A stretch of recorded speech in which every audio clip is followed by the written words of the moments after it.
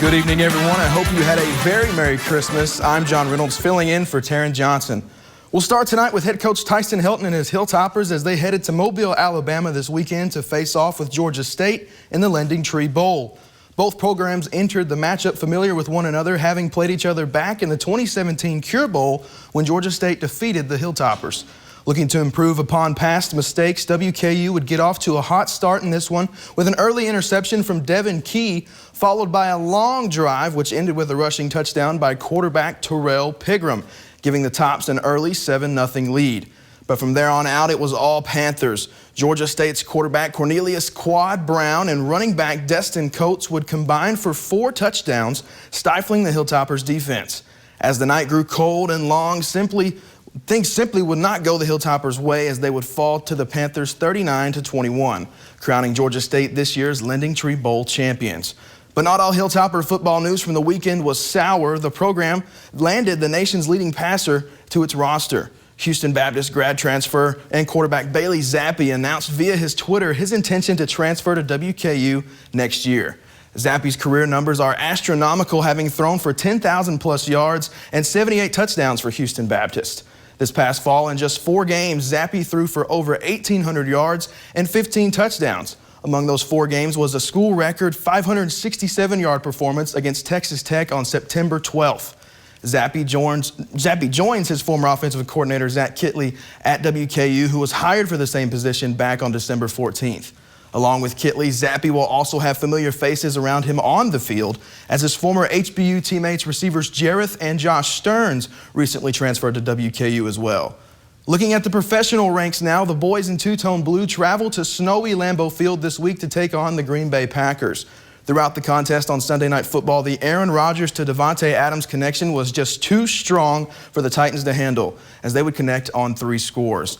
To add salt to the wound, the Titans defense would give up 234 rushing yards to the Packers running backs A.J. Dillon and Aaron Jones. This loss, compounded with poor play on both sides of the ball, kept the Titans from sealing their postseason fate as they fell to Green Bay 40-14. Titans safety Kevin Byard spoke about the improvements they must make before Week 17. Obviously, the defense, we didn't give our offense, we didn't give our team a chance. We didn't start fast, we didn't finish strong, we just didn't play well. But it's very important for us to try to hurry up and kind of regroup and kind of forget this game, honestly, because, one of our goals that we set at the beginning of the year is still there. So we have to find a way to regroup and go out there with the guys we have and get things fixed so we can go out there and try to win a division next week against Houston.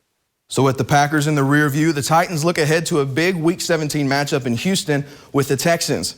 With a win or an Indianapolis Colts loss, the Titans would win the AFC South and secure a home game in the playoffs.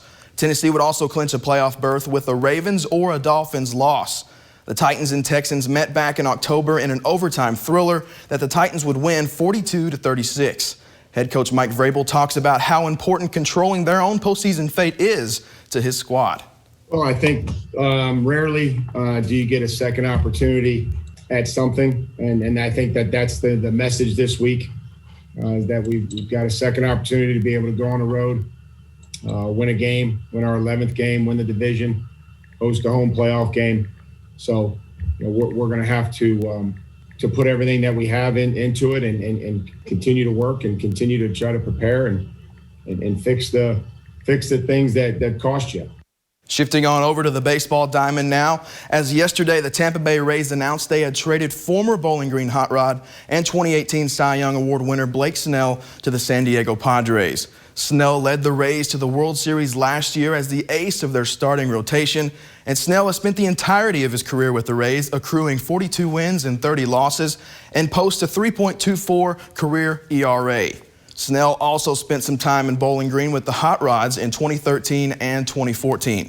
In return, the Rays will receive some of the Padres' top prospects, pitchers Luis Patino and Cole Wilcox, along with catchers Blake Hunt and Francisco Mejia. And we finished tonight with devastating news from the Hill from over the weekend. Former Hilltoppers volleyball star Alyssa Kavanaugh has died. Shortly after graduating in 2018, Kavanaugh was diagnosed with acute lymphoblastic leukemia. On the court, she was part of one of the greatest senior classes in program history, tallying 123 wins to 17 losses over 4 years.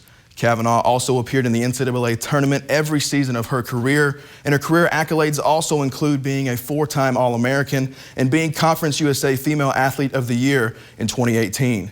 Kavanaugh was just 24 years old. WKU volleyball head coach Travis Hudson spoke about the influence she's had on the program at WKU.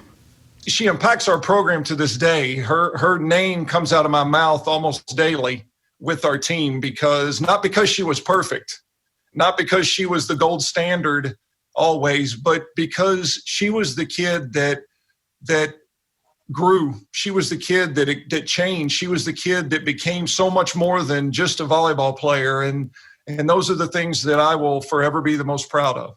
And our thoughts and prayers go out to the Kavanaugh family during this difficult time. Back to you, Morgan.